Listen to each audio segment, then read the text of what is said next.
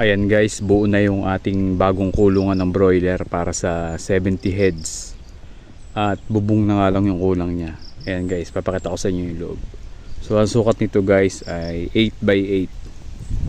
Ayan, meron lang siyang tabing ng mga sako para hindi mampas ng hangin yung mga manok. Ayan guys, kulang na lang ng bubong. So ang bubong natin dyan ay yung anahaw. So nakakuha na rin kami nandun sa kabila. Ayan guys, papakita ko sa inyo yung loob. Ayan, malaki yan guys. Ayan. So bali yung daan nito guys ay nasa gitna. Tapos dalawang pitak siya. So ganito lang yung pinto niya kalaki. Ayan, so wala pa tayong lock. Bibili pa tayo ng padlock. So ito yung loob niya guys. Ayan. So isang pitak ay